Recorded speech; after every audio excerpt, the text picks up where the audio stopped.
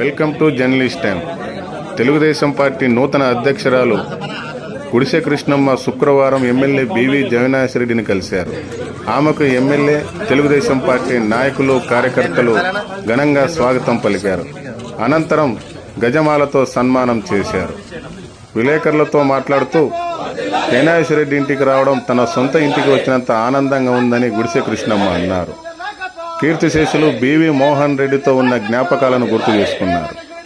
MLA BV Jagannathreddy మాట్లాడుతూ ప్రతి ఒక్క వర్గాన్ని గౌరవిస్తూ సంక్షేమం, అభివృద్ధి చేస్తున్న వ్యక్తి ముఖ్యమంత్రి చంద్రబాబు అని కొనియాడారు. సూపర్ 6 హామీలతో పాటు అభివృద్ధి, సంక్షేమం చేస్తూ చెప్పని హామీలను కూడా నెరవేరుస్తూ అభివృద్ధికి చిరునామా అంటే ఆంధ్రప్రదేశ్ అనే విధంగా దూసుకుపోతున్న ప్రభుత్వం అని అన్నారు.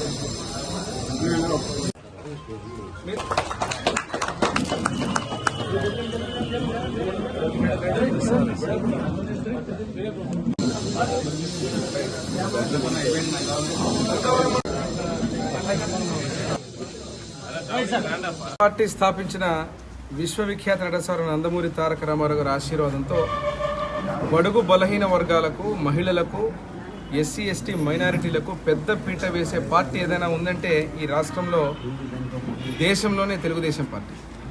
ఈరోజు అధినేత ముఖ్యమంత్రి నారా చంద్రబాబు నాయుడు గారి ఆశీస్సులతో అదే ఓరవడిని కొనసాగిస్తూ 40 ఏళ్ల తర్వాత కూడా మా యువ నాయకుడు విద్యాశాఖ మంత్రి నారా లోకేష్ బాబు గారి ఆశీర్వాదంతో కులాల సమీకరణతో పాటు, సోషల్ ఇంజనీరింగ్తో పాటు మహిళలకు పెద్దపీట వేస్తూ ఈరోజు దాదాపు అన్ని 23 పార్లమెంట్లకు అధ్యక్షుల్ని కేటాయించడం జరిగింది.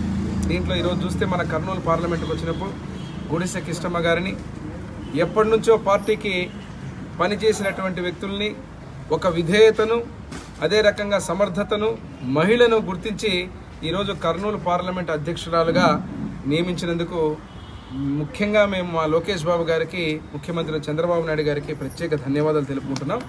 దీంట్లో ప్రభుత్వంలో మతాల మధ్యలో, ప్రాంతాల మధ్యలో చిచ్చు పెట్టడమే అజెండాగా పనిచేసిన గత ప్రభుత్వానికి, ఈరోజు ప్రజలిచ్చి ఆశీర్వదించి గెలిపించిన కూటమి ప్రభుత్వానికి చిన్న తేడా చెప్పాలంటే, మీరు ఈరోజు చూస్తున్నారు, ప్రతి మతానికి గౌరవించి ఇక్కడ ఉన్నటువంటి క్రైస్తవ సోదర సోదరి మనందరం కూడా మనందరం కూడా క్రిస్మస్ పండుగని ఘనంగా జరుపుకున్నాం. క్రిస్మస్కు సంబంధించినటువంటి సందర్భంగా ముఖ్యమంత్రి వర్యులు ఏదైతే పాస్టర్లకు గౌరవ వేతనం కింద 5,000 ఇవ్వడం, అదే రకంగా ఇమాంలు మౌజంలోకి ఈరోజు వారికి మళ్ళీ గౌరవ వేతనం డబ్బులు ఇవ్వడం, అదే రకంగా హిందూ మతాన్ని గౌరవిస్తూ కూడా ప్రతి ఒక్క గుళ్ళును కానీ, అదే రకంగా CGF ఫండ్ కావచ్చు, ఏదైతే ఉన్నటువంటి మనకు ధూపదీప నైవేద్యం కింద ఈరోజు డబ్బులు ఇచ్చేటువంటి పరిస్థితి. అంటే ఇది ప్రాంతాల మధ్యలోనే కాకుండా, కులాల మధ్యలోనే కాకుండా గత ప్రభుత్వాలు చేసింది ఒక రకమైతే, ఈరోజు ప్రతి ఒక్క వర్గాన్ని కూడా గౌరవిస్తూ ముఖ్యమంత్రి వారు నారా చంద్రబాబు నాయుడు గారు ఇస్తున్నటువంటి ఈ యొక్క సంక్షేమం కావచ్చు, గౌరవ వేతనాలు కావచ్చు, ఇది ఒక నిదర్శనం తెలియజేస్తున్నాం. రానున్న రోజుల్లో చెప్పిన సూపర్ 6 హామీలతో పాటు ఈరోజు గ్రామాలకు కానీ, వార్డులకు కానీ మేము గర్వంగా పోతున్నాం. ఎందుకంటే అభివృద్ధి, సంక్షేమం రెండు రకాలుగా, రెండు కళ్ళుగా ముందుకు తీసుకుపోతున్నాం. చెప్పిన హామీలే కాకుండా చెప్పని హామీలు కూడా చేస్తూ ఈరోజు ప్రతి ఒక్కరికి కార్యక్రమాలు తీసుకొని పోయి అభివృద్ధికి చిరునామా అంటే ఆంధ్ర రాష్ట్రం.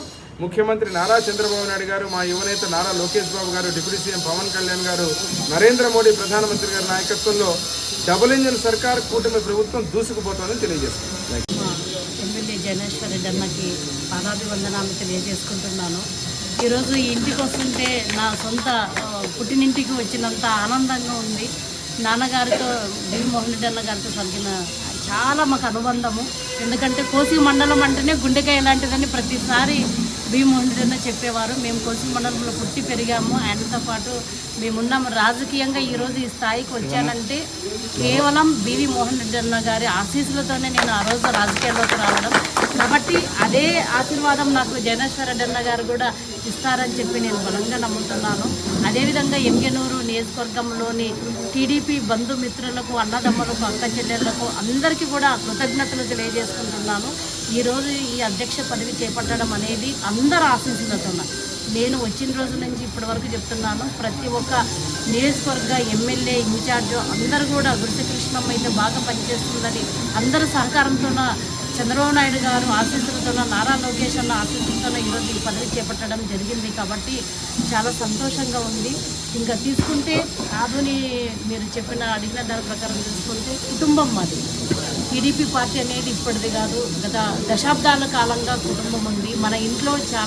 మన ఇంట్లోనే 2-3 కుటుంబ సభ్యుల మధ్యనే ఎన్నో భేదాభిప్రాయాలు ఉంటాయి. వాటన్నిటిని సరిగి చేసుకుంటాం.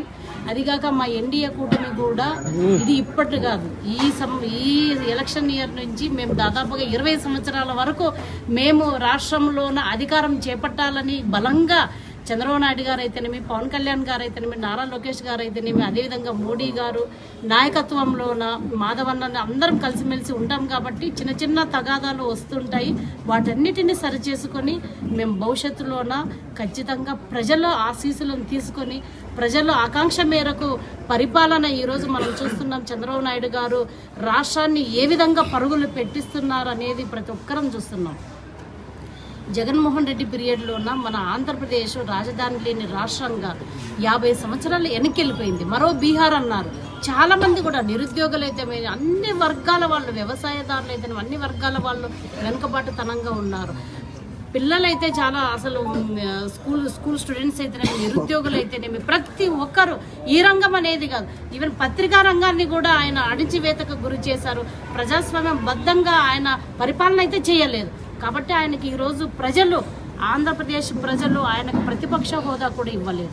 అదే మా పనితనము నచ్చి 2014 నుంచి 19 వరకు చంద్రబాబు నాయుడు చేసినటువంటి అభివృద్ధి పనులు చూసి ఈసారి మాకు 164 సీట్లు ఇవ్వడం అనేది ఆషామాషిగా కాదు. కాబట్టి ఖచ్చితంగా మేము ప్రజల మనస్సులో గెలుచుకుంటాం.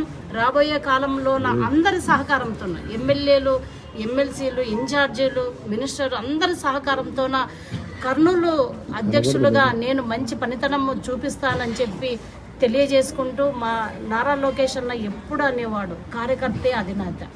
ఈరోజు మా పార్టీ ఎంత బలంగా ఉంది అంటే దానికి కారణం కేవలం టీడీపీలో ఉన్న కార్యకర్తకి ఇంపార్టెన్స్ ఇవ్వడం వల్లే ఈరోజు మా పార్టీ ఇన్ని దశాబ్దాలైన నందమూరి తారక రామారావు గారు స్థాపించినప్పటి నుంచి ఇప్పటి వరకు ఈ పార్టీకి బడుగు బలహీన వర్గాలు, ఎస్సీ, ఎస్టీ, బీసీ, మైనారిటీలు అందరూ కూడా సపోర్ట్ చేయడం వల్లే ఈ పార్టీ దినదినాభివృద్ధి చెందుతుంది.